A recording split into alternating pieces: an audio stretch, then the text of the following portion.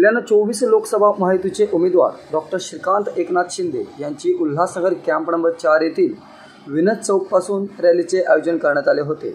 तर camp number 4 ओटी या ठिकाणी तिचे आयोजन समाप्त करण्यात आले। यावेळी महायुतीचे घटक पक्षाचे आमदार कुमार आयलानी, राष्ट्रवादीचे भरत गंगोत्री, मनसेचे सचिन कदम, शिवसेनेचे जिल्हा प्रमुख गोपाल लांडगे व उपजिल्हा प्रमुख अरुण भाऊ अशान, साई पक्षाचे जीवन विज्ञानी देखील उपस्थित होते। या रॅलीमध्ये नागरिकांचा प्रचंड जनसमुदाय लोटला होता।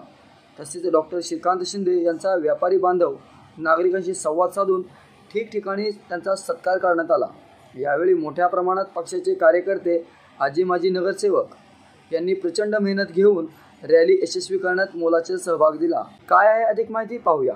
Bureau report, Ulhasnagar.